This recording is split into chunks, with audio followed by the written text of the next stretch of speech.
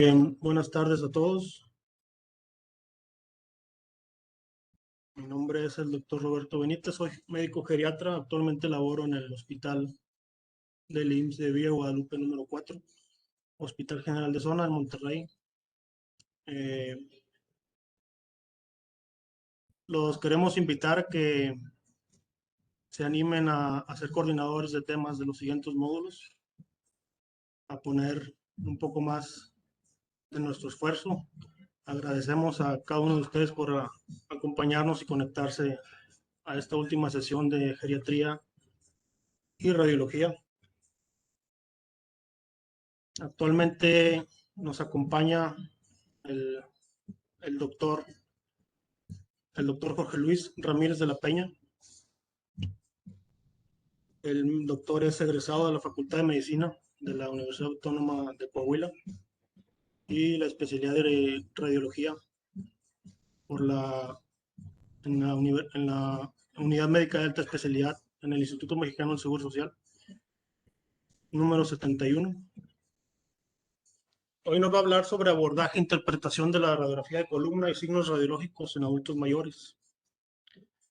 Nuevamente muchas gracias a todos, bienvenidos y gracias por hacer el esfuerzo y ser parte del esfuerzo de la Academia Mexicana de Geriatría y el programa Geriatrims. Les dejo el link para que se registren en la constancia en el chat. Si tienen alguna duda o alguna pregunta hacia el ponente, con mucho gusto yo se la paso. Le voy a ceder el control al doctor Ramírez para que inicie su presentación.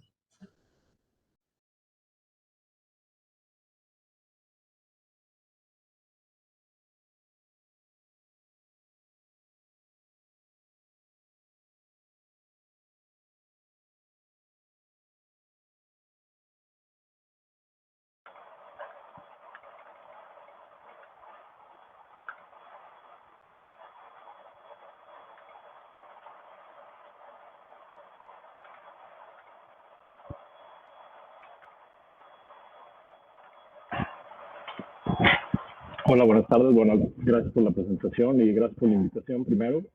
Y bueno, nada más me puede confirmar, doctor, que sí ya se vea mi presentación en la pantalla. Ya estoy compartiendo la pantalla y todo. Nada más. Así es, sí, ya la vemos. Ok, gracias. Bueno, vamos a iniciar. Soy el doctor, como ya lo comentó el doctor Jorge Luis Ramírez de la Peña, médico radiólogo. Y vamos a ver el tema sobre abordaje e interpretación de radiografía de columna y signos radiológicos en adultos mayores. Primero el contenido, lo que vamos a ver de temas. Primero va a ser una breve introducción sobre la columna en enfermedad degenerativa. Algunos conceptos que quiero dejar claro antes de seguir hablando de la columna para pues, estar en el mismo plano, ¿no? Después voy a hablar sobre las indicaciones según los criterios de la ACR para los estudios de imagen en pacientes con dolor de espalda. Cuáles son los criterios que recomienda el Colegio Americano de Radiología, las proyecciones, las más comunes para columna cervical, para columna dorsal, para columna lumbar, las más comunes y que realmente pues esto va orientado a médicos clínicos como ustedes, médicos geriatras, ¿no? No va a ser algo así súper técnico. Y finalmente, pues la parte más extensa va a ser la parte de las patologías.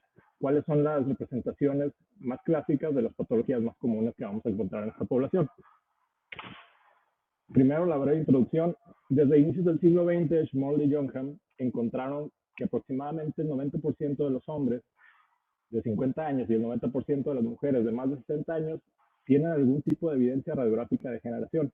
Ahorita vamos a ver cuáles son las evidencias de degeneración de la columna, pero pues prácticamente, como podemos ver desde aquí, 90% de las mujeres de 60 años, 90% de los 50. O sea, pues prácticamente, virtualmente todos los pacientes de más de 50 años, hombres y mujeres, lo van a presentar, ¿no?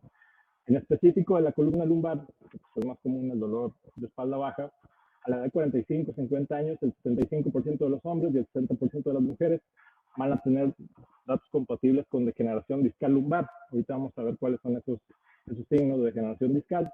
Aparte de la degeneración de los discos lumbares, vamos a ver la degeneración de las articulaciones facetarias y la formación de la espondilosis, que es de manera general el término aplicado para los cambios degenerativos en las estructuras óseas de la columna vertebral, sobre todo son los osteofitos. ya para terminar esta introducción breve, nada más hablar un poco sobre la fisiopatología, cómo inicia la degeneración de los cuerpos vertebrales, la degeneración discal. Todo inicia con la degeneración del disco. El disco, si recordamos un poco, tiene dos componentes principalmente, el núcleo pulposo y el anillo fibroso, que es el periférico. El núcleo pulposo es el que está normalmente hidratado, porque tiene una gran concentración de agua, y es por eso que en los estudios de imagen de resonancia, en la secuencia T2, lo vamos a ver hiperintenso. Durante el envejecimiento normal, no patológico, es un envejecimiento completamente normal, fisiológico, vamos a ver que existe una degeneración de este disco que se va a representar con primero deshidratación, es decir, va a disminuir la intensidad porque va a bajar la hidratación del disco. Posteriormente de que se empiece a deshidratar, va a empezar a disminuir su altura. Entonces así es como se va a representar. Normalmente la función del disco intervertebral va a ser aligerar las cargas sobre la columna vertebral. Entonces en el momento que se empieza a deshidratar, empieza a disminuir su altura, se empieza a perder esa función que ayuda a aligerar las cargas sobre las estructuras óseas. Por lo tanto, el hueso, tanto las plataformas vertebrales como las articulaciones facetarias, van a responder de la única forma que sabe responder el hueso, que es depositando más hueso.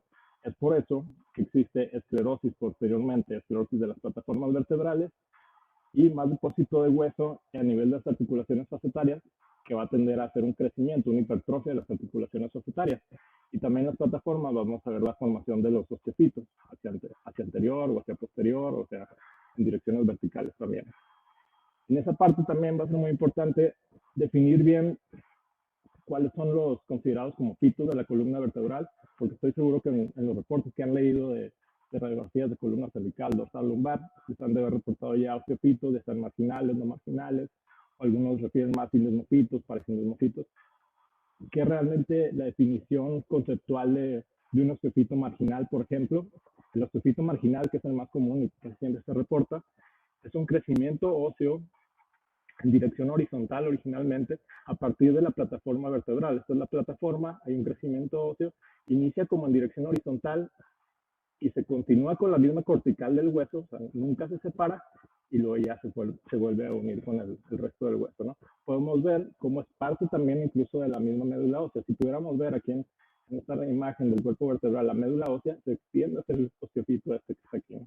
Esa es la definición del osteofito marginal, directamente desde la plataforma del cuerpo vertebral. Comparado con el osteofito no marginal, que generalmente casi siempre se refieren a todos los osteofitos que ven como osteofitos, nada más, pero están los no marginales, que es prácticamente el mismo concepto. Se continúa con la cortical, se continúa con la cavidad, bueno, con la médula ósea, ese mismo cuerpo vertebral, pero se origina 2 a 3 milímetros a distancia del borde de la plataforma vertebral. Podemos ver cómo está la plataforma, este espacio pequeño aquí, y luego ya se origina el osteofito no marginal. Y pueden estar mezclados, o sea, no necesariamente el paciente va a tener puros no marginales o marginales, sino van a estar mezclados. Por ejemplo, aquí tiene un no marginal, acá tiene un marginal que hace un puente óseo porque tiene una dirección vertical hacia fálico, ¿no? Entonces juntan, son puentes óseos. Y algo que comúnmente también está como mal descrito es cuando forman estos puentes óseos, a veces se refieren a ellos como sindesmofitos. Realmente la definición de un sindesmofito es a partir de la calcificación de las fibras de Sharpey. Las fibras de Sharpey son estas fibras que están a nivel del anillo, el anillo periférico, el anillo fibroso, que se insertan prácticamente, es como un medio de fijación hacia el cuerpo vertebral, al complejo disco vertebral, y estas son fibras de colágeno que después se van a incrustar algunas sales minerales y esas se van a calcificar y van a dar esta imagen, todo continuo, que es el hallazgo clásico, el hallazgo patognomónico de los espondilitis anquilosantes. Entonces muchas veces reportan cuando son puentes óseos esto como sindesmofitos, pero realmente estos no son sindesmofitos. Los sindesmofitos son estos, calcificación de las fibras de Sharpey. Estos no son más que osteofitos marginales que están formando puentes óseos, o no marginales o puentes marginales. Entonces nada más para dejar claras esas definiciones. Después vamos a pasar a algunas indicaciones, pues, cuáles son las indicaciones de acuerdo a los criterios de la ACR. Por mucho, la radiografía simple de columna es el estudio más solicitado para evaluar un paciente con dolor de espalda. Sin embargo, pues no aporta los suficientes datos para que nos dé una certeza diagnóstica, o bueno, les dé una certeza diagnóstica a ustedes de que ese es el origen del problema del paciente. ¿Por qué es esto? Porque vamos a tener incluso pacientes asintomáticos en los que vamos a encontrar cambios degenerativos, tanto discales como formación de osteopitos, como hipertrofia fascietaria, y pues ese paciente está sintomático. Y puede ser lo opuesto, puede ser un paciente muy sintomático y que los hallazgos que vemos en la radiografía no correspondan con la clínica del paciente. Es por eso que surge la publicación de la ACR y dice en qué momento es indicado tomar estudios de imagen a un paciente con dolor lumbar. Esto incluso, digo, como una recomendación general, la ACR publica estos días de referencia de cuándo solicitar estudio de imagen, no nada más para dolor lumbar, sino hay, por ejemplo, cuándo abordar por imagen una cefalea, un dolor abdominal, un montón de causas, cuándo se considera viable y qué estudio es el recomendado para esas situaciones, ¿no? Por si lo quieren checar, así criterios de la CR se llaman Appropriateness Criteria for Imaging or Radiology, algo así. Entonces ahí los pueden checar. Entonces, ¿cuál es la evidencia en la que se basa la ACR, los criterios del Colegio Americano de Radiología para decir cuándo se necesita tomar un estudio de imagen? Sobre todo esta tabla. Esta tabla está basada en un artículo del 2021, del año pasado, del British Medical Journal, que se llama tal cual no ofrecer estudios de imagen de rutina para un dolor lumbar no complicado. Y es porque, como podemos ver en esta tabla, que habla de los estimados de prevalencia de cambios degenerativos en la columna vertebral, de acuerdo a la edad de los pacientes, estos todos son los pacientes asintomáticos, ¿qué hallazgos degenerativos vamos a encontrar? Entonces, por ejemplo, todos estos son pues, el grupo de edad del que nos vamos a concentrar, ¿no? Son pacientes adultos mayores, 60, 70, 80 años. Hallazgos sugestivos de generación discal en un estudio de imagen, vamos a encontrar que en pacientes de 60 años va a haber evidencia de generación discal en un 88%. Si nos vamos a los 70 años, vamos a encontrar que el 93% van a presentar signos degenerativos discales. A los 80 años, prácticamente todos los pacientes van a encontrarse signos degenerativos discales. Entonces, pues, prácticamente todos los pacientes van a presentar algo y no necesariamente va a ser la causa de su problema. También articulaciones facetarias degeneradas.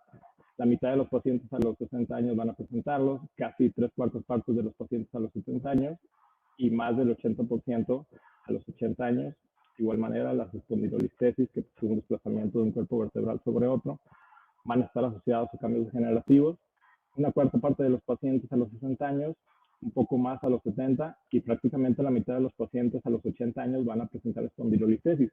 Todos estos hallazgos es en pacientes asintomáticos. Entonces, la evidencia es que se realizaron estudios, por ejemplo, hay uno que es pacientes mayores de 65 años que tienen dolor lumbar y que se les realizó en las primeras 6 semanas un estudio de imagen versus ese mismo grupo al que no se le realizó un estudio de imagen, se encontró que el desenlace clínico, el resultado clínico de esos pacientes a un año fue exactamente el mismo. Entonces tenemos pacientes que fueron sometidos a algún estudio de imagen pues de manera innecesaria porque no se cambió el tratamiento, no hubo mejoría respecto al otro grupo.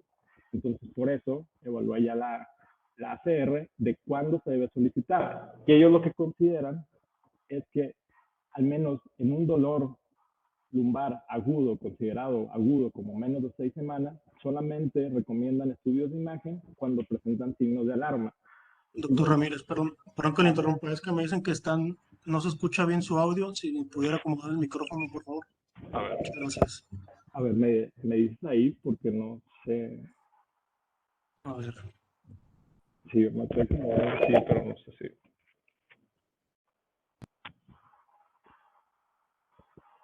A ver, ahí.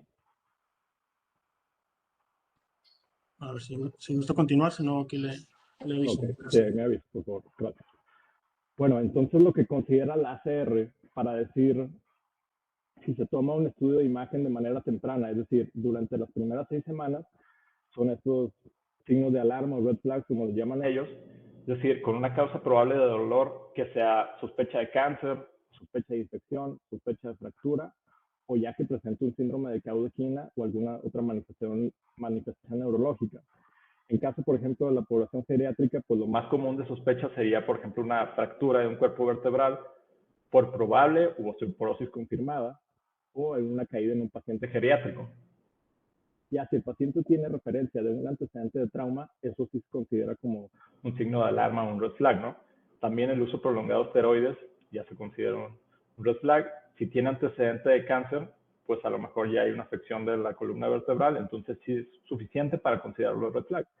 Todos estos red flags podemos ver que ninguno por sí solo es la edad, o sea, no es de que mayores de 50 años, mayores de 60 años por sí solo no es una indicación para tomar un estudio de imagen en pacientes con dolor lumbar. Entonces, por eso es importante. Incluso cuando ellos dan la recomendación, es que la radiografía, ya cuando se indique, por ejemplo, que tiene un signo de alarma, es que la radiografía se acompañe de una resonancia, o sea, no recomiendan por sí solo la radiografía, prácticamente tiene que ir acompañado de otro estudio de imagen. Bueno, vamos a seguir con las proyecciones ya tal cual. Primero voy a empezar con la cervical, luego dorsal, luego las lumbares. Prácticamente van a ser las más comunes, las que solicitan ustedes habitualmente y las que realmente son pues, para las patologías que vamos a ver los pacientes. De la cervical hay 5 principales. Las más comunes por mucho pues son la API lateral, así tal cual. Después seguiría la API boca abierta y las oblicuas derecha e izquierda. Entonces vamos a ver cada una qué es lo que se valora y cómo es la anatomía normal. Primero la proyección anteroposterior. Lo primero que debo valorar, o bueno, que debe valorar cualquiera que esté viendo un estudio de imagen como radiólogo o como un clínico, es que realmente la fecha de identificación de este paciente corresponda con eso, ¿no? O sea, eso es para cualquier estudio de imagen siempre porque uno nunca sabe qué puede pasar. De ahí sigue la técnica del estudio. En su caso, pues para no irse algo así muy técnico de kilovoltaje, miliamperaje, pues nada más que realmente esté expuesto todas las estructuras que se quieren valorar. En una columna cervical en proyección anteroposterior, lo que tienen que ver es de prácticamente parte del cuerpo vertebral de C2 hasta T1 de preferencia. Si se ve T7 y el espacio intervertebral de C7 y T1, pues es lo suficientemente bueno, pero si alcanzan a ver T1, pues mejor aún. No hay un orden establecido tal cual que sea recomendado, pero pues siempre lo recomendado al momento de valorar un estudio es siempre seguir el mismo orden para que no se nos pasen cosas, ¿no? Entonces, al menos como yo lo hago, es como desde afuera hacia adentro, valorando primero los tejidos blandos, la densidad de los tejidos blandos y si existe o no un aumento de volumen. Aquí en este caso, pues la forma sean como los tejidos blandos del cuello, ver que sean simétricos, que no existe un aumento de densidad o incluso una disminución en la densidad. Por ejemplo, si tuviera un enfisema subcutáneo que se extendiera hacia el cuello, ¿no? Entonces, esos son el tipo de cosas que se van a valorar. Después, podemos valorar la densidad ósea antes de pasar a las estructuras óseas como tal. La densidad ósea es un poco subjetivo, realmente es de estar viendo muchos estudios de imagen, muchas placas.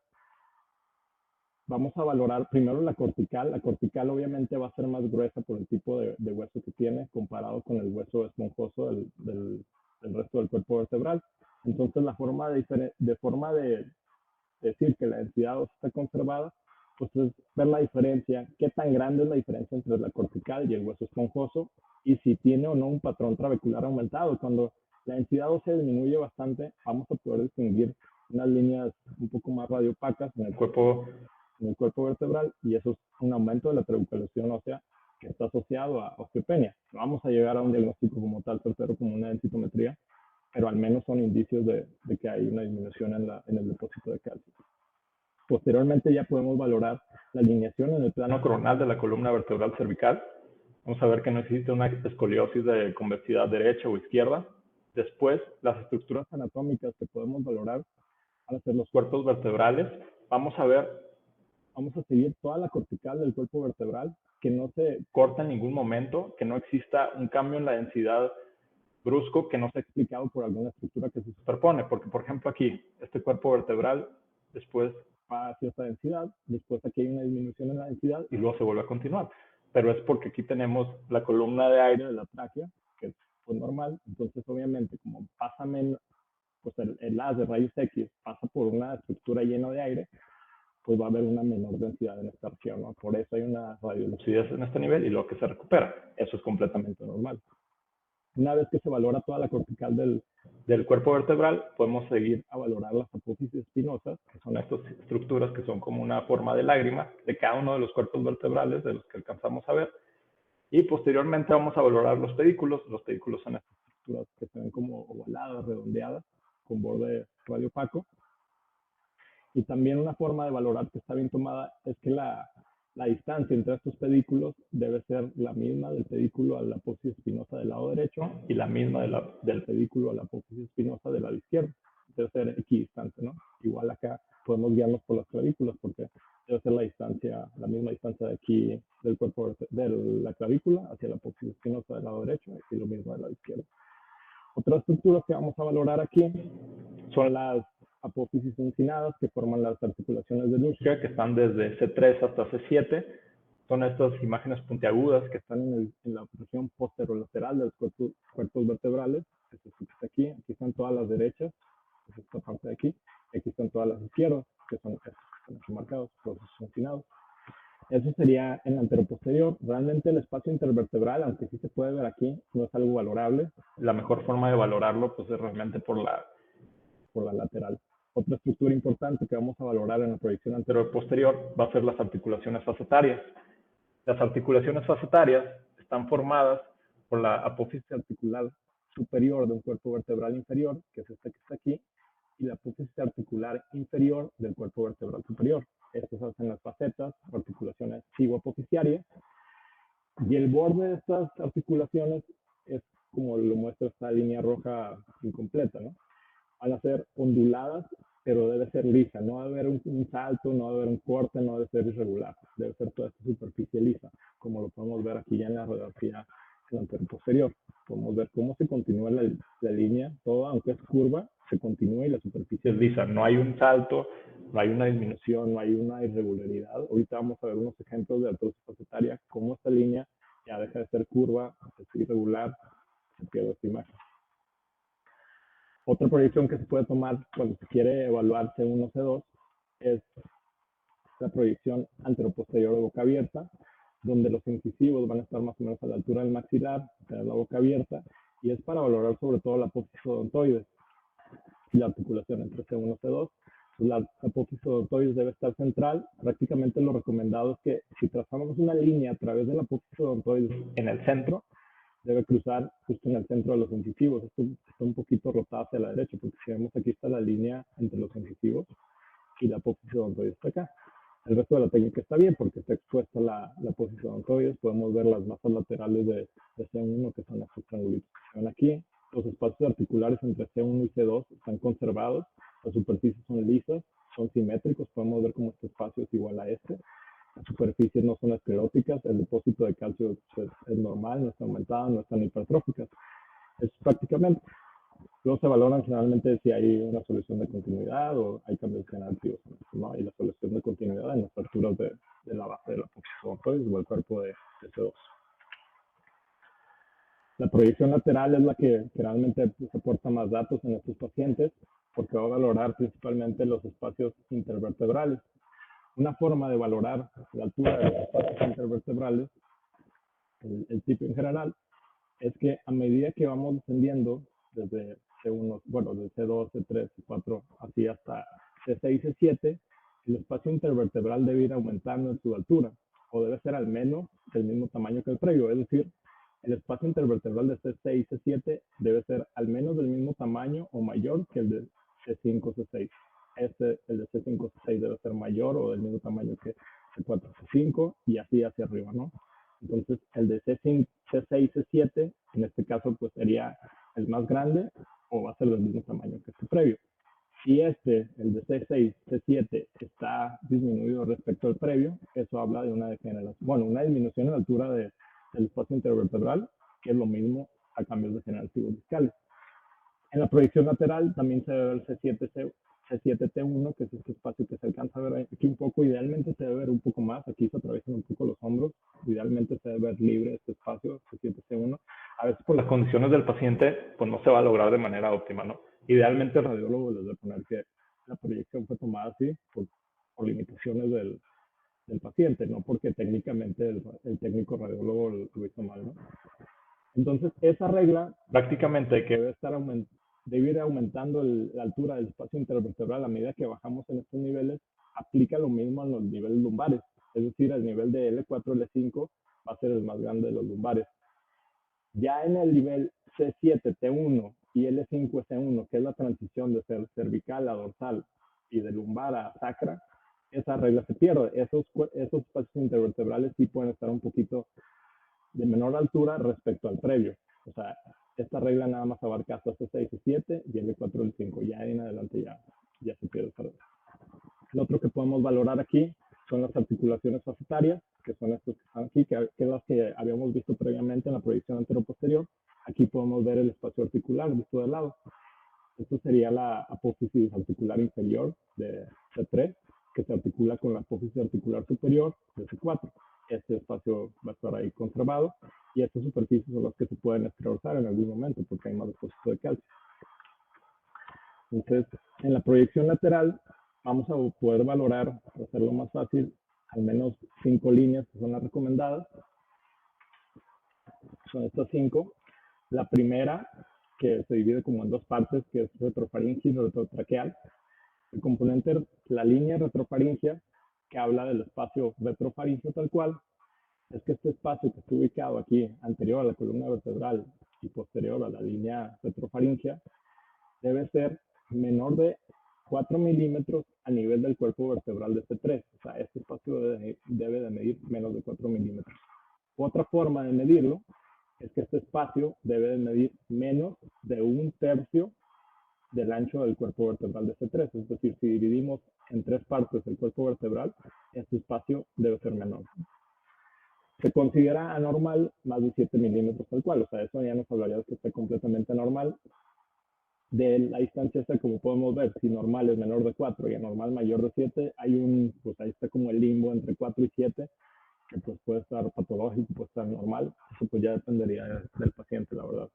Y pues cómo podría estar alterado, ya sea por un proceso infeccioso que podría generar aire o no en este nivel, imágenes radiolúcidas, o la otra es que podría ser una tumoración, que existiría un aumento de volumen, un aumento en la densidad. Luego, más abajo, nos vamos al espacio retrotraqueal, como su nombre lo dice, detrás de la tráquea, y esto se considera normal si la distancia anteroposterior es mayor de 18 milímetros en el nivel de C7. Este es C7. Entonces, si esto mide más de 18 milímetros, se considera normal, o si mide más del 90% de lo que mide el ancho del cuerpo vertebral de C7, es decir, lo ponemos como un 100%, sacamos el 90%, esa distancia debe ser, para ser considerada patológica, debe estar aumentado esto más del 90% de este cuerpo vertebral, ¿no?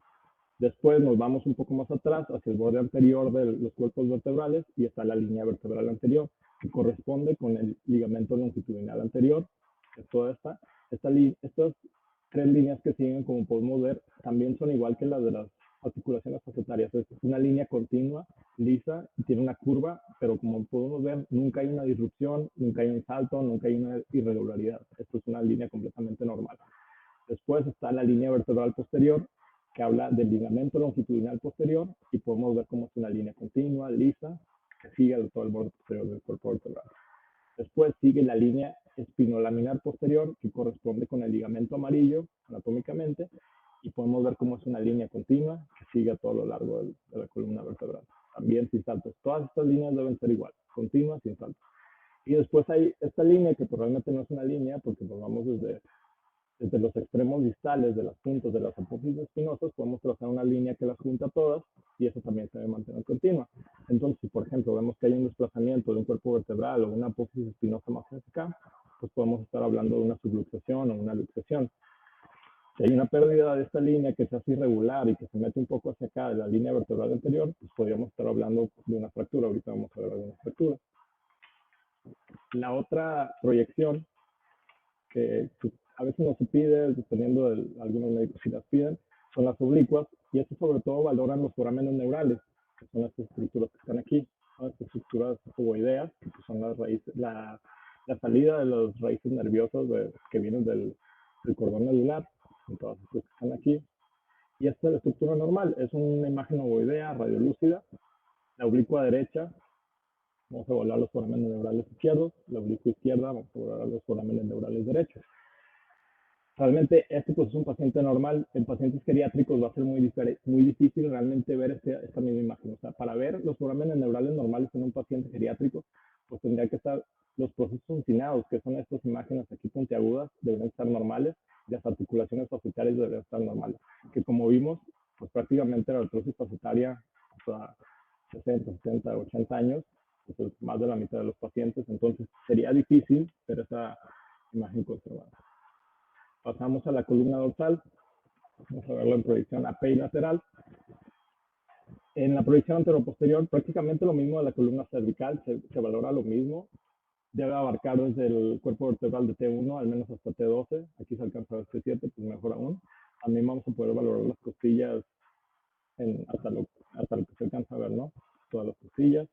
Y las mismas estructuras, pedículos, apófisis espinosa, apófisis transversa, prácticamente lo mismo.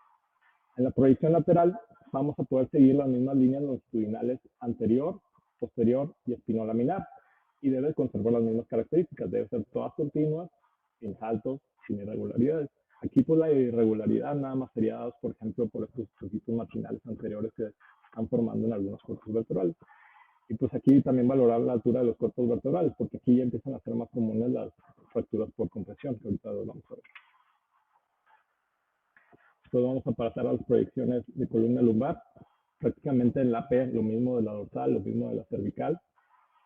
Y valorar las mismas estructuras, apófisis espinosas, pedículos, seguir toda la cortical, apófisis transversas, que la placa nos demuestre el cuerpo vertebral de T12 hasta L5 va a ser importante, y las sombras de los ojos, derecho e izquierdo.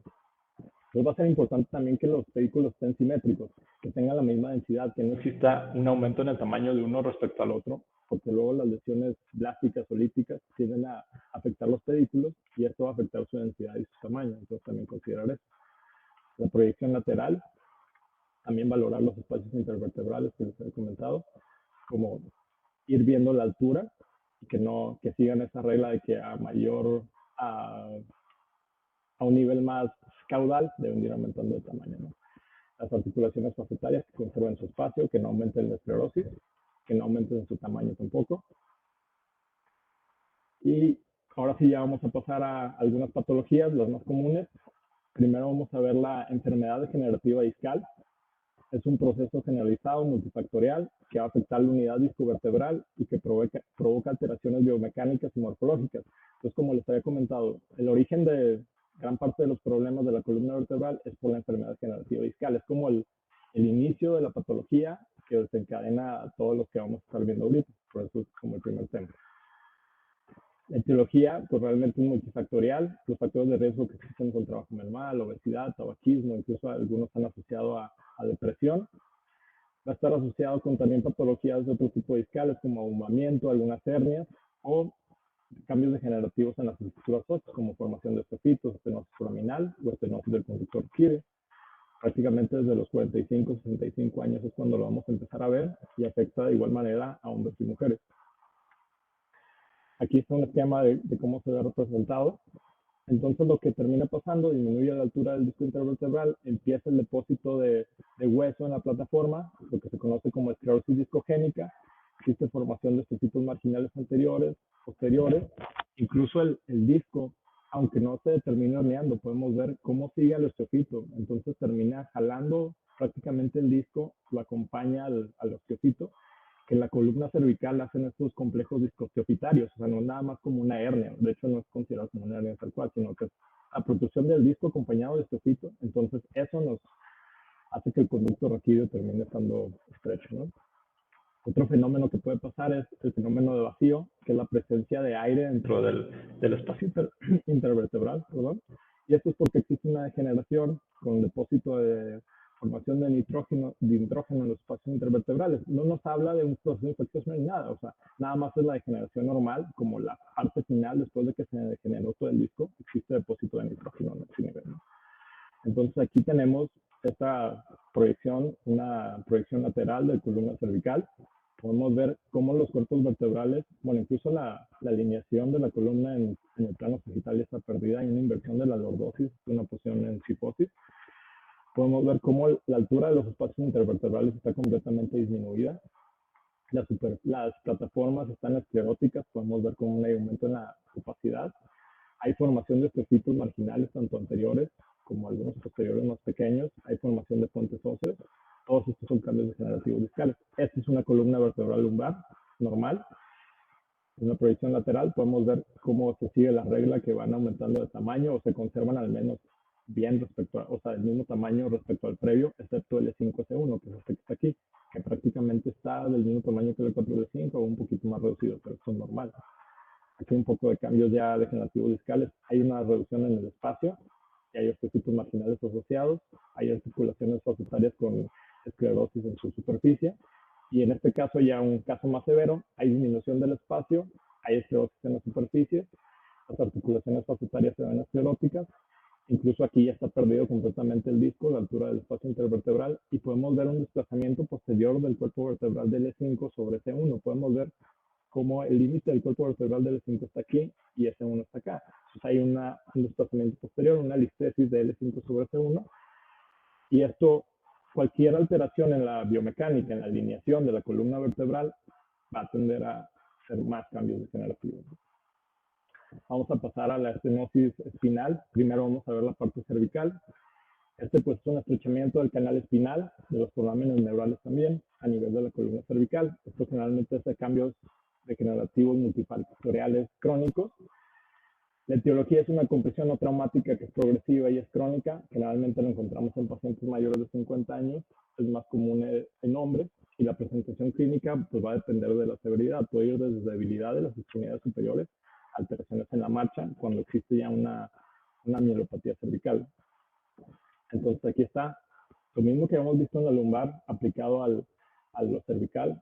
Existe disminución de los espacios, formación de osteocitos, disminución en el diámetro anteroposterior del conducto raquídeo, que incluso ya empieza, en este caso, en este esquema, esto no lo vamos a ver en una radiografía, pero en el esquema podemos ver cómo contacta y comprime el cordón medular, incluso cambiando los colores en el esquema, ¿no? Que eso se representaría como una mielopatía allá cervical por compresión.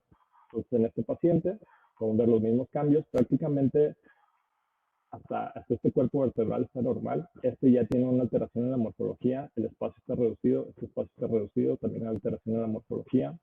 Hay osteocitos marginales posteriores aquí en estos niveles.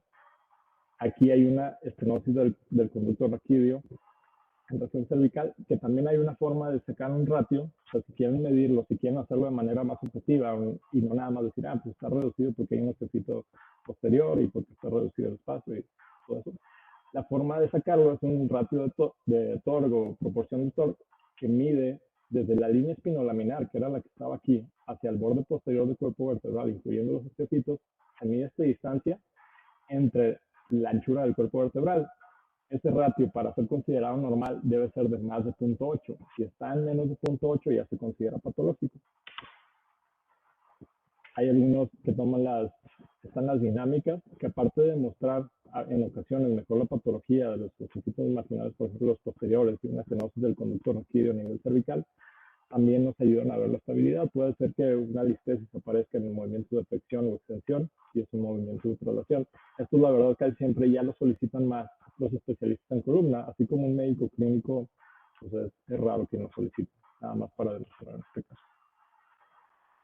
La hipertrofia de los procesos encinados es otra parte importante que ya había comentado. Los procesos encinados son estos que están aquí, son la región posterolateral de los cuerpos vertebrales de C3 a C7, que se articulan con el inferior correspondiente.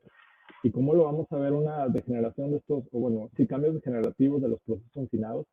Es porque va a existir un crecimiento y una horizontalización de estos apófisis, ¿no? Entonces podemos ver aquí cómo crece y se lateraliza y se horizontaliza un poco, ¿no? Y las superficies del cuerpo vertebral superior van a tender a ser irregulares, que lo podemos ver acá en la placa de proyección anteroposterior. Aquí está el proceso enchinado, aquí está el cuerpo vertebral superior al proceso enchinado de este, y podemos ver cómo hay un depósito mayor de calcio aquí por una esclerosis, cómo está el espacio reducido, aquí está el espacio reducido, también un poco de esclerosis. Todos estos están hipertrofiados. ¿Y qué problema condiciona la hipertrofia de los procesos encinados? Como ya he comentado, los forámenes neurales están limitados en su parte anterior por los procesos encinados, que son estos, y en su parte posterior por las articulaciones fascietarias, que son estas. Entonces, si tomáramos una oblicua, como lo que estábamos viendo, a ver que la morfología normal del foramen neural es esta, la ovoidea, ¿no? Esto es un poquito, está prácticamente normal, el foramen neural es normal. Pero podemos ver que este el proceso uncinado ya está un poco hipertrófico, se extiende hacia dentro del foramen neural y la articulación facetaria de este mismo nivel está crecida y también invade un poco el foramen neural. Es fácil comparar este con el de abajo, cómo está reducido y tiene esta forma como que hace una cintura ahí a nivel de las dos estructuras. Eso pues obviamente va a causar una estenosis de los neuroforámenes que puede dar manifestaciones clínicas. Este es el ejemplo por una tomografía. Este es un lado sano, es un lado enfermo reducido. En la proyección lateral, los procesos asignados hipertróficos se pueden ver como estas líneas de pseudofractura, ese trayecto radiolúcido, que no es más que la representación del proceso hipertrófico visto desde manera lateral, ¿no? Esto sería como la interfaz entre la articulación del proceso inclinado que viene aquí con la articulación del Luschka de este mismo, ¿no? Pues por eso hace este pedacito radiolúcido, esta línea radiolúcida horizontal, es la representación de este espacio y se ve como una pseudofractura y a veces se ve un poco irregular, puede dar pues, falso diagnóstico, ¿no? Pasando lo mismo del estenosis lumbar, es prácticamente lo mismo pero aplicado a la columna lumbar. Son cambios degenerativos, progresivos, crónicos. Generalmente pues son resultado de cambios degenerativos discales que afectan las placas, las plataformas de los cuerpos vertebrales, las articulaciones facetarias y el ligamento amarillo, que pues, no lo podemos ver en radiografía, ¿no? Un factor importante son las espondilolistesis, como el que hemos visto ahorita, que esto es la presencia, bueno, está más comúnmente asociado a la presencia de una espondilolistesis en las mujeres y que desarrollan una estenosis del conductor rígido, ¿no? Es más común en mayores de 50 años y la presentación clínica puede ser un dolor lumbar crónico, dolor en extremidades inferiores, parestesia y debilidad de las extremidades inferiores. Disculpe, doctor Ramírez, ¿nos podría hacer el favor de acomodar el micrófono nuevamente? Porque me están diciendo que tienen problemas para escucharlo. A ver, Gracias. sí, lo estoy moviendo. A ver. Bueno, voy a seguir y me aviso por favor si me lo acomodo otra vez porque está... Gracias. Ok. Bueno, la estenosis espinal lumbar, una vez más, son los mismos cambios degenerativos que he mencionado de la región cervical, espacios reducidos, presencia de aire por el fenómeno de vacío, las articulaciones facetarias escleróticas a este nivel. Eso podemos ver también existe un desplazamiento anterior de este cuerpo vertebral sobre este otro. Entonces, eso hace más propenso a que desarrolle una estenosis espinal porque se van a afectar todos estas estructuras que he mencionado en múltiples ocasiones, el cuerpo vertebral con sus ojitos, las articulaciones facetarias, los ligamentos, todo está ocurriendo al mismo tiempo, nada ocurre de manera autónoma, todo es multifactorial y todo va a afectar de manera conjunta. Aquí los mismos, aquí podemos ver otro hallazgo que puede encontrarse en una espondilolistesis en una proyección lateral. Vamos a ver una espondilolisis. La espondilolisis es la solución de continuidad o una fractura a nivel de la pars interarticularis de los cuerpos vertebrales. La pars interarticularis es como la cintura que une la apófisis articular superior con la apófisis articular inferior. Esto es normal, esto es la cintura que les comentaba. Aquí en este caso tenemos la apófisis articular superior y la apófisis articular inferior está hasta acá. Entonces aquí está este espacio y eso es una espondilolisis. Esto pues, termina condicionando el desplazamiento anterior de este cuerpo vertebral, que condiciona a su vez disminución de la altura de este cuerpo vertebral y podemos ver cómo la morfología de este foramen neural pues, va a estar completamente perdido comparado con algo que es morfología ovoidea. Acá ya está horizontalizado y con pérdida de morfología, ¿no? La artrosis facetaria, pues la artrosis facetaria, de hecho cuando hablamos de osteoartritis afectando la columna vertebral, estas son las articulaciones a las que nos estamos refiriendo, porque es la única articulación en este nivel que va a tener un revestimiento sinovial, y cuando hablamos de osteoartritis, pues hablamos de articulaciones sinoviales, y como cualquier articulación sinovial del resto del cuerpo que presenta osteoartritis, va a tener los mismos cambios: disminución del espacio, esclerosis, hipertrofia, con formación de osteocitos, y quistes subcondrales, que son pues, las conocidas geodas. También se pueden formar quistes sinoviales. Pues, prácticamente todos estos cambios que estoy comentando van a terminar reduciendo el espacio del foramen neural, porque ya vimos que es la parte posterior del foramen neural, ¿no? Entonces, pues puede ser asintomático, como vimos, prácticamente el 90% de los pacientes de los 80 años pues ya van a tener artrosis facetaria, entonces pues, va a ser algo que puede ser asintomático o pueden referir los pacientes dolor de espalda o de cuello. más común en pacientes mayores de 60 años, va a ser igual en hombres y mujeres, que a partir de la segunda década de la vida ya empieza la degeneración de estas articulaciones, entonces es relativamente temprana. Y aquí está lo que les había comentado. En la proyección anteroposterior de columna cervical podíamos ver cómo las articulaciones facetarias normales era esta curvatura que sigue de manera, era una superficie lisa, continua, era curvo, pero seguía siendo lisa y continua, ¿no?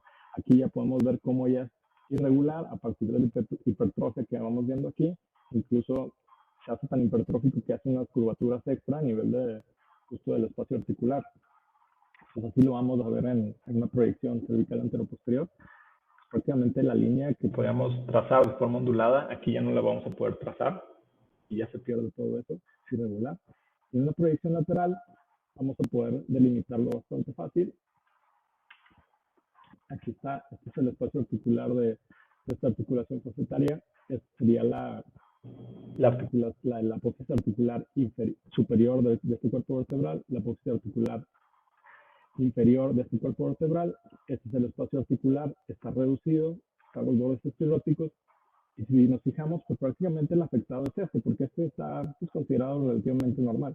¿Y por qué está pasando esto? Es por el desplazamiento anterior que existe del cuerpo vertebral de C3 sobre C4. Aunque son pues, prácticamente milímetros, es como pues, menos del 10% del desplazamiento que existe de este sobre este. Con esto es más que suficiente a que las superficies articulares de las articulaciones facetarias no sean tan congruentes, que haya movilidad y notabilidad y que propensa la artrosis. Entonces, podemos ver todas las articulaciones facetarias aumentadas en la densidad, disminuidas de espacio, hipertróficas, irregulares, todo eso por cambios degenerativos, ¿no? Esto en columna lumbar. Y aquí también igual, podemos ver cómo hay un aumento en la densidad de manera generalizada en todas las articulaciones facetarias y con una disminución del espacio en este nivel, asociado también a un desplazamiento anterior. Entonces, como podemos ver, todos estos desplazamientos, por más que sean leves, están asociados a una inestabilidad de la columna que va a favorecer la degeneración discal. Así vamos a terminar. Las fracturas por compresión son las fracturas del cuerpo vertebral que comprimen la cortical anterior o la columna anterior, dejando a salvo las columnas medias y posteriores. Esto, la columna dividida de esta manera es por Dennis, así se llama la columna de Dennis, que divide la columna en tres columnas como tal. La columna anterior se considera los dos tercios anteriores del cuerpo vertebral, la columna media es el tercio posterior del cuerpo vertebral y la columna posterior son los elementos posteriores de ese cuerpo, de la vértebra de ese nivel. Entonces, en el caso de las fracturas por compresión, lo que se termina afectando es la columna anterior, que equivale a los dos tercios anteriores. Podemos ver cómo están aquí. Todos estos son los dos tercios anteriores. El cuerpo se va a acuñar, se va a afectar las plataformas. No, lo más común es que se afecten las plataformas superiores del cuerpo vertebral, como en este caso. En caso de que se afecte la superior, es común que se afecte la inferior. Es raro que se afecte nada más la inferior de manera aislada. Es como el 5% de los casos vamos a ver que nada más afectó, como en este caso, la inferior. Es muy raro. Aquí podemos ver otro tipo en el que se afecta la superior y la inferior. Podemos ver y cómo está conservado el tercio posterior que corresponde con la columna media y toda la parte de elementos posteriores estaría conservado. Y este otro que tiene un trazo aparte de estar la plataforma superior e inferior, hay un trazo coronal, haz de cuenta que junta las dos plataformas, la superior y la inferior. En este caso, un ejemplo de una fractura por compresión, podemos ver cómo hay una disminución en la altura de la columna anterior, como morfología en cuña. Hay un aumento en la concavidad de la plataforma superior, como les había comentado, más común en la plataforma superior que la inferior. La otra es que podemos ver cómo el borde posterior, la cortical posterior, está respetada. Eso lo diferencia de una de las fracturas por estallamiento, donde el trazo de fractura afecta hasta acá. Entonces aquí podemos ver cómo hay disminución de altura de la columna anterior, cómo hay una pérdida de la morfología, que normalmente pues esto puede ser un poco cóncavo, pero tienden a ser planos. Aquí ya hay concavidad, hay disminución en la altura. Generalmente lo que hacemos nosotros es medir la disminución en altura, ¿no? ¿Qué tanto se disminuyó en porcentaje respecto al cuerpo vertebral plano? Este otro, el cuerpo vertebral de T12, está afectado, está disminuido en su altura, está con morfología en cuña. Vamos a pasar a ver ya nada más las metástasis blásticas y las metástasis líticas. Pues prácticamente La columna vertebral es el principal sitio afectado cuando hay metástasis óseas, hasta el 40% de los casos, ya sean blásticas o líticas. Y pues las blásticas, pues nada más cuando existe mayor depósito de hueso que la destrucción, ¿no? La demografía de estas lesiones pues va a variar mucho de acuerdo al tumor que tenga el paciente, ¿no? De acuerdo al género y de acuerdo al rango de edad. En caso de las metástasis blásticas, pues ¿cómo se van a representar? Pues son múltiples áreas parchadas de zonas de esclerosis que van a afectar diferentes estructuras óseas, ¿no? En este caso, una proyección anteroposterior de la columna lumbar, podemos ver cómo hay múltiples áreas parchadas de esclerosis, todas dispersas aquí, desde las crestas ilíacas hasta el acetábulo, el sacro está tomado completamente. Y podemos ver cómo prácticamente todos los cuerpos vertebrales. Es un paciente, pues lo más clásico cuando se ven afectados así, es un paciente género masculino en el que tienen cáncer de próstata. Es lo más común. En este caso, una proyección lateral de columna lumbar, podemos ver cómo hay múltiples áreas parchadas también de zonas de esclerosis que afectan también algunos elementos posteriores. Es como también una forma de identificar que estamos ante metástasis cuando hay afección de los elementos posteriores y no nada más se quedó en el cuerpo vertebral. Aparte de que ser múltiples, porque si encontráramos una sola lesión en un paciente que no tiene antecedente de cáncer, puede ser un islote óseo simplemente. Es una lesión esclerótica también que se puede ver. Pero se tienden a ser únicas, tienden a ser menores de 1 centímetro o en el rango de 1 centímetro y no tienden a afectar los elementos posteriores. Pero pues eso ya tendría que evaluarse de manera individual en cada paciente. Las líticas, prácticamente cuando supera la destrucción ósea, la formación de hueso, pues cuando hay lisis, y pues también la demografía es muy variada de acuerdo al género del paciente, pues diferentes tumores, ¿no? Y aquí algo que les había comentado ya previo en la valoración de una columna lumbar en proyección anteroposterior es de lo de seguir la cortical de los cuerpos vertebrales. Podemos ver aquí como el cuerpo vertebral de L2, si seguimos toda la cortical, aquí vamos borde lateral derecho, seguimos hacia la plataforma inferior, y aquí a nivel de la plataforma inferior, como hacia la unión con el borde lateral izquierdo, existe una disminución en la densidad, que no tiene justificación, no hay como una burbuja de aire aquí enfrente de nada, que continúa hacia la pared lateral del cuerpo vertebral, y luego aquí ya se recupera. Incluso la apófisis transversa de este nivel también está disminuida en densidad comparado con el contralateral, sin tener como una justificación de alguna estructura que lo haga así. Entonces, incluso si valoramos, por ejemplo, la sombra del psoas de este lado, del lado derecho, comparado con la del lado izquierdo, podemos ver cómo aquí hay un abombamiento justo en ese nivel, en ese apófisis transversa. Aquí hay un abombamiento comparado con el otro lado, cómo cae aquí de manera más vertical, y luego aquí se abomba y luego ya cae vertical. Entonces, es una metástasis lítica de un paciente, esto no ven el diagnóstico, pero es una metástasis lítica que está afectando la apófisis transversa y incluso con componente de tejidos blandos que abomba el psoas en ese nivel. Esta proyección lateral de columna cervical, en un paciente podemos ver cómo hay ausencia de los elementos posteriores del cuerpo vertebral de C2. No vemos pedículos, no vemos láminas, no vemos apófisis espinosas. Nada más vemos que están emplazados por esta lesión redondeada de mayor densidad que el resto de los tejidos blandos, y se logra delimitar, incluso que condiciona erosión ósea de la apófisis espinosa de C3. Entonces, aquí hay una lesión que está causando lisis no nada más de este nivel, sino de acá, asociado al componente de tejidos blandos. Y ya sería todo. Eso sería todo. No sé si existe alguna pregunta o algún comentario. Muchas gracias, doctor Ramírez, por su participación y por el cierre del módulo de pediatría y urología. No sé si alguien tiene alguna pregunta respecto al tema.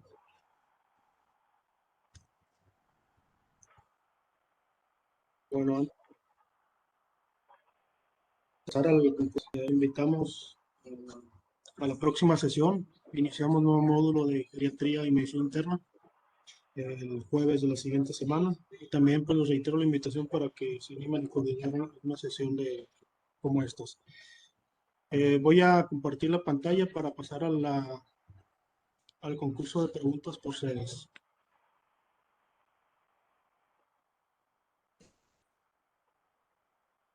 Ahorita les recuerdo que les dejé el link. Carguen las constancias.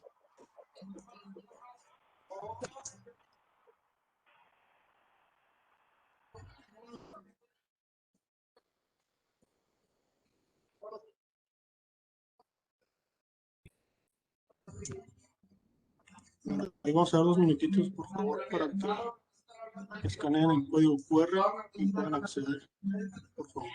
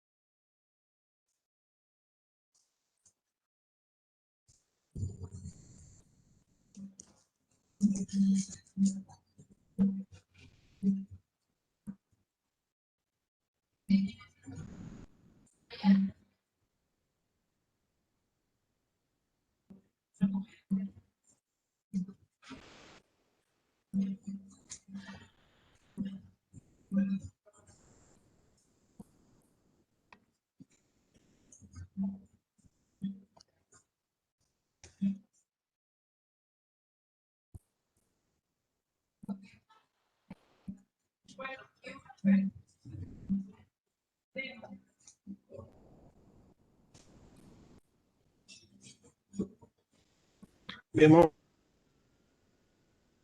pasar así a la pregunta.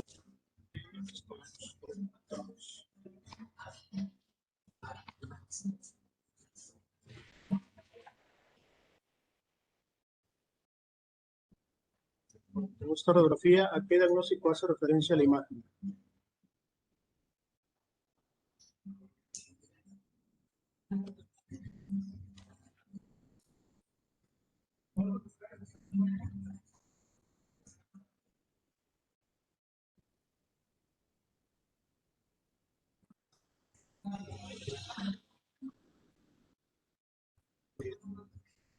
Siete personas contestaron correctamente. Pasamos a la siguiente pregunta. La Nepantla, primer lugar, Z4, y HGR1 Morelia y HGZ16 de Torreón. Pregunta número 2. Este tipo de fracturas vertebrales son comunes en osteoporosis. Así que enseñar bicóncava, biconvexa, en cuña y por estallamiento.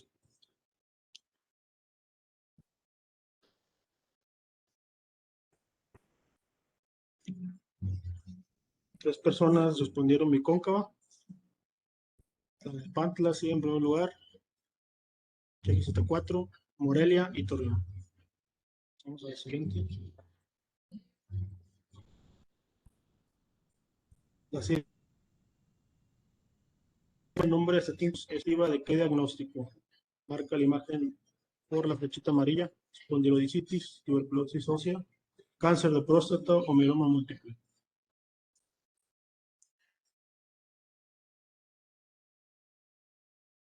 Muy bien, cáncer de próstata. Ahora HGZ4 en primer lugar, la Nepantla en segundo, Morelia y Torreón. Número 4. Si restricción vertebral en un mismo paciente son sugestivos de qué malignidad.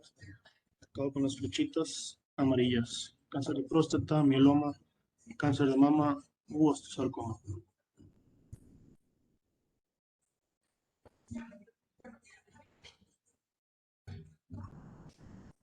Mieloma múltiple, 20 personas. Muy bien, ahora HGZ4 continúa en primer lugar, Nepantla, Torreón y Morelia. Pasamos a la siguiente. Esta imagen en un paciente con enfermedad inflamatoria intestinal es sugestiva de coprostasis, sacroiliitis, espondilitis anquilosante o estenosis rectus modera.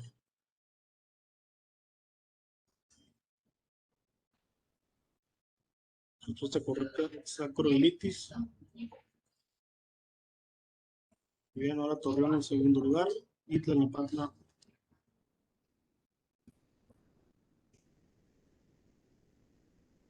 ¿Qué pasa a Tlalnepantla? Permíteme tantito.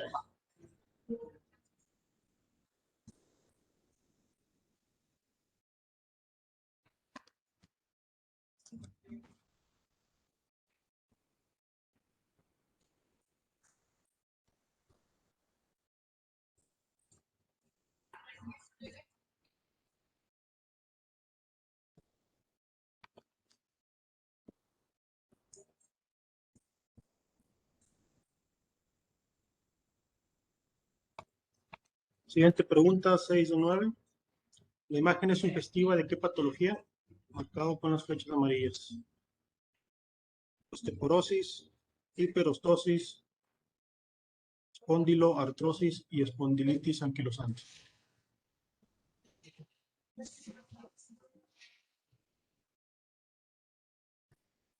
Respuesta correcta, espondiloartrosis.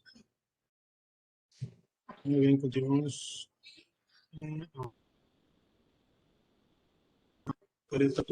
Pregunta 7 de 9. Diagnóstico sugestivo por imagen, marcado con la flecha amarilla.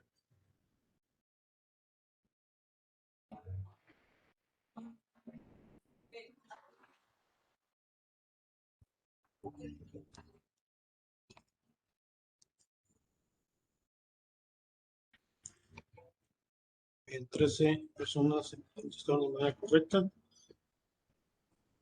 Continuamos en los mismos lugares. El penúltimo, diagnóstico por imagen, lo que marca la flecha amarilla.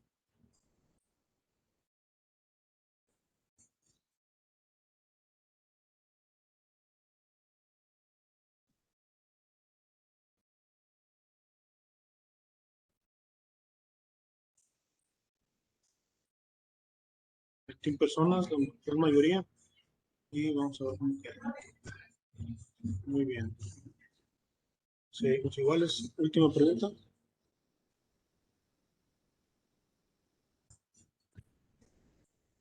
Diagnóstico por imagen.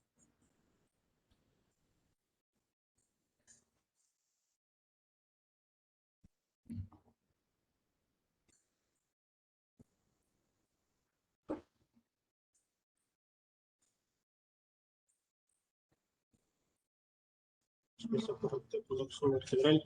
Y vamos a ver cómo quedamos. Ok. En primer lugar, Hospital General de Zona número 4 de Nuevo León. Segundo lugar, Hospital General Regional 72 de Tlalnepantla. Tercer lugar, HGR1 de Morelia. Y cuarto lugar, HGR1 de Querétaro. Muchas felicidades a todos. Y muchas gracias al doctor Ramírez por su ponencia. Que pasen todos buenas noches. Nos vemos la siguiente semana.